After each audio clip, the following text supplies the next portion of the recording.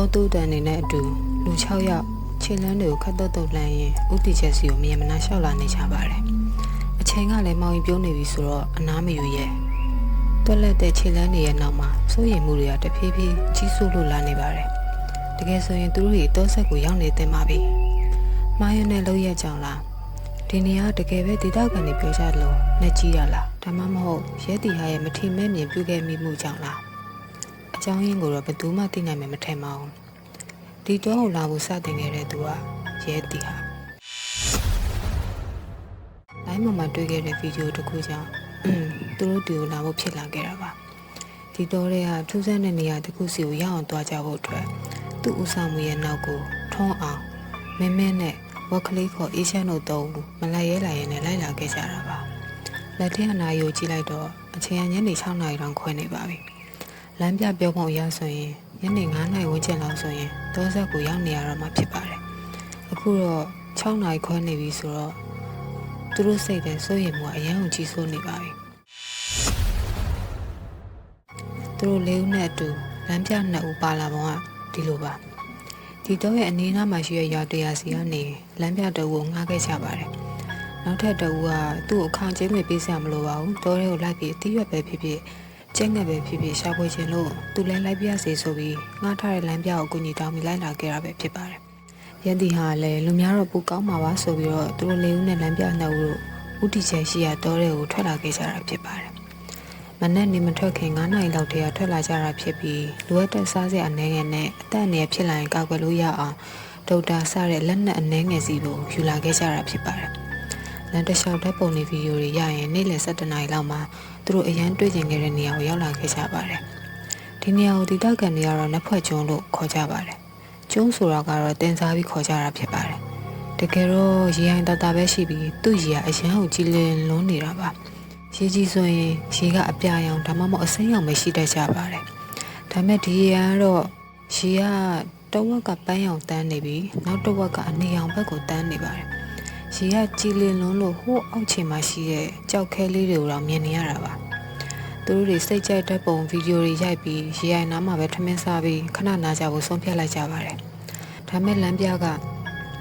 အကိုတို့ဒီနားမှာနားလို့မဖြစ်ဘူးအကိုတို့ကိစ္စပြီးရင်ကျွန်တော်လမ်းမှာပြခဲ့တဲ့အပင်ကြီးမှာနားကြအောင်ပါလားအဲ့ကိုမိနစ်20လောက်လမ်းလျှောက်လိုက်ရင်ရောက်ပြီလေအဲ့ကျမှပဲနားကြပါလမ်းပြစိုးရိမ်မှုမကင်းတဲ့မျက်လုံးတွေနဲ့ပဝန်းကျင်ကိုဝေးဝေးကြည့်ပြီးကြံလာပေးလိုက်ပြင်မဲ့အခုနေ့လယ်7 နာရီအောင်ထိုးနေပြီဘိုက်ကလည်းစနေပြီကွာလမ်းမလျှောက်ချင်တော့ဒီမှာတာလဲတာရတယ်ဒီမှာပဲထမင်းစားပြီးနားလိုက်ကြရအောင်ဟုတ်တယ်ငါလည်းဒီမှာနေချင်သေးတယ်အေးလေဒီနေရာလေးအရန်တာရတာပဲပြန်တော့မပြန်ချင်တော့ဘူး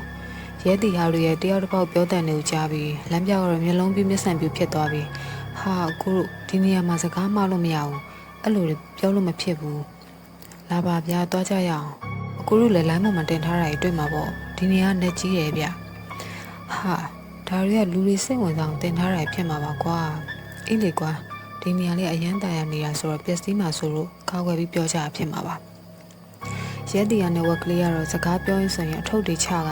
ပါလာတဲ့ထမင်းတုပ်တွေစားဖို့ပြင်ဆင်နေကြပါတော့တယ်လမ်းပြကတားဖို့ထက်လုံနေတော့မှပဲကျန်တဲ့2ယောက်ကလည်းသူတို့အဖွဲ့သားတွေနဲ့အတူနေ့လည်စာစားဖို့ပြင်ဆင်နေကြတဲ့အခါလမ်းပြ2ယောက်လည်းမတက်တာတဲ့ဆုံးထမင်းတုပ်ဖြည့်ပြီးနေ့လည်စာစားဖို့ပြင်ဆင်လိုက်ကြပါတော့တယ်ထမင်းစားပြီးချိန်မှာတော့အလေးချင်းသိပ်မရှိပဲလမ်းလျှောက်ခဲ့ရတာရဲ့အနှက်စောကြီးထားခဲ့ရတာရဲ့ကြောင့်တရေသမောအိတ်လိုက်ကြပါသေးတယ်ပြီးတော့သူတို့ပတ်ဝန်းကျင်မှာလည်းအရင်မမဲကြီးတွေဖြတ်သွားတယ်လို့မျိုးမြင်လာကြပြန်ပါတယ်သူတို့6ဦးလုံးဟာတောင်ကြီးမြောက်ကြီးနဲ့အစီအစဉ်မကြပဲဖျားစရာတွေကိုရွတ်ဖက်လို့နေတော့မှပဲ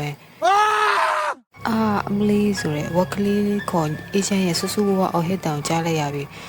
းဝက်ကလေးကကြောက်လန့်တကြားနဲ့ပြေးထွက်သွားခဲ့ပါတယ်ဝက်ကလေးမပြေးနဲ့ဟိတ်ကောင်မပြေးနဲ့လူစုမကွဲစင်နဲ့ဆိုပြီးအားလုံးကဝိုင်းအော်ဟစ်နေတော့မှပဲရဲတီဟာရဲ့အော်ဟစ်တန်ကြီးကိုလည်းထပ်ကြားလိုက်ရပြန်ပါတယ်ငရဲမင်းပါဖြစ်တာလဲဟိတ်ကောင်မင်းဗမာလဲ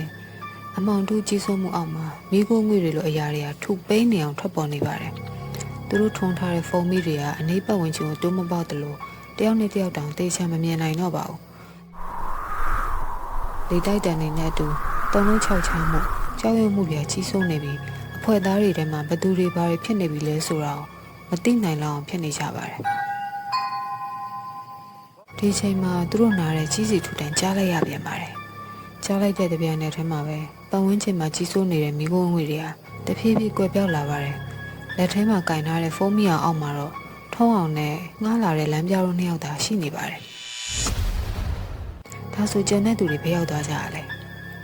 မီးလင်းအောင်နဲ့ပတ်ဝန်းကျင်ကိုရှာကြည့်တော့လဲဘလို့ရှာမတွေ့ပါဘူးဒီအချိန်မှာအနိစ္စဒုက္ခအနတ္တဆိုတဲ့ရွတ်တံကိုနှစ်ယောက်သားကြားလိုက်ကြပြီတပြိုင်နက်လက်ကြည့်လိုက်တော့ရသေးကြီးတစ်ပါးကိုတွေ့လိုက်ရပါတယ်ရသေးကြီးကသူတို့နှုတ်ကိုတေချာလှမ်းချင်ရင်ကိုပြုတိကံကိုထံအေကံပြန်လာမည်တဲ့ဘသူမပြုမိမိမှုဆိုသလိုပဲအရာအလုံးဟာအကြောင်းကြောင့်အကျိုးဖြစ်ကြတာပေါ့ထုံးအောင်နဲ့လမ်းပြတော့နှုတ်ဟာရသေးကြီးနောက်တိုးသွားပြီးလက်အုပ်ချီကရှ िख ိုးလိုက်ကြပါတယ်ပြီးတော့ထုံးအောင်ကပဲအရှင်ဘုရားတပည့်တော်တို့ကဲပေါင်းဘုရားတငယ်ချင်းတွေလည်းပြောင်းနေကြပါတယ်ဘာတွေဖြစ်ကုန်လဲမသိတော့ပါဘူးဘုရားတကားကြီးတို့ရဲ့တငယ်ချင်းတွေကအင်မတန်မှကိုယ်အမှုရနှိမ့်မှုရတွေကိုမထိန်သိမ့်ကြတာပဲကိုမျက်စိနဲ့မမြင်ရတိုင်းအရာရာကိုပြောချင်တာပြောလှုပ်ချင်တာလှုပ်ကြတာဟုတ်ဘယ်တက်နိုင်မလဲတတဝါတစ်ခုကန်တစ်ခုပေါ့အရှင်ဘုရားတပည့်တော်တို့တငယ်ချင်းတွေဘာဖြစ်သွားကြလဲဘုရားတယောက်ကမြင်မမြင်အပ်တွေကိုမယုံလို့စိန်ခေါ်တယ်တယောက်ကလည်းနှုတ်ဆောင်စေခြင်းမရှိပဲဒီနေရာမှာနေရှင်နေတဲ့တယောက်ကတော့အပေါ်အလေးကိုတွားချင်နိုင်သွားပြန်တယ်နောက်မြင်သမျှခူးတဲ့သူကတော့မြတ်စွာဘုရားအတွက်သာထားတဲ့ပန်းကိုခူးရုံမကအပင်လိုက်ကိုတူးသွားပြန်တာ哦လောကမှာကိုနှုတ်စိတ်ဆိုတဲ့အရာကိုစောင့်စည်းရတယ်ကွအထူးတစ်ဖြစ်အခုလိုလူသူရောက်ပေါက်နေပြီးကိုပတ်ဝန်းကျင်မဟုတ်တဲ့နေရာစိမ်းနေမှာဆိုပိုဆိုးတာပေါ့ကဲတကားတို့လက်သားကိုတင်ငန်းစာပြေယူကြပေါ့ကွရော့အမောပြေသွားအောင်တောက်လိုက်ကွရသေးကြီးကမ်းပြီးရဲ့ရေတကောင်းဘူးလေးကိုယူလိုက်ပြီးသူတို့နှစ်ယောက်မော့တောက်လိုက်ကြပါတယ်ပြီးတော့မျက်ခွန်တွေလေးလာပြီးနှစ်ယောက်လုံးအိပ်ပျော်သွားကြပါတော့တယ်အဲ့ရကနိုးလာတော့မနှက်မိုးလင်းနေပါပြီညာကသူတို့ရောင်းလဲဖြစ်နေတဲ့နေရာမဟုတ်ပဲတောဆက်ကိုရောက်နေတာပါသူတို့နှစ်ယောက်လည်းရွာထဲကိုအမြန်ပြန်ပြီးဖြစ်ကြောင်းကုံစင်ပြောပြကရွာသားတွေနဲ့တက်ဆန်ရအောင်ကူညီတောင်းပြီးတောထဲကိုပြန်သွားရှာကြပါတယ်ဒါမဲ့ပျောက်သွားတဲ့လူလျောက်ကိုဘလို့မှရှာမတွေ့ခဲ့ကြပါဘူးရုပ်ဆွာဆုံးအလောင်းတော်ပြန်မတွေ့ခဲ့ကြပါဘူးဒီချိန်မှာတော့အဲ့ဒီနှစ်ဖွဲ့ကျုံကိုအနည်းဆုံးဖြစ်သတ်မှတ်ပြီးအဲ့ဒီနေရာကိုသွားခွင့်ပိတ်ထားခဲ့ပါပြီဦးထုံးအောင်ကတော့သူကိုယ်တိုင်ကြုံခဲ့တဲ့အဖြစ်အပျက်တို့ကြုံတိုင်းသတိရတိုင်းပြောပြတဲ့အခါယုံတဲ့သူတွေအတွက်ကတော့သတိထားဆင်ခြင်စရာဖြစ်ပြီးမယုံတဲ့သူတွေအတွက်ကတော့ပုံမြင်တဲ့ဘုံလိုနားထောင်နေရတယ်လို့သာဖြစ်နေပါတော့တယ်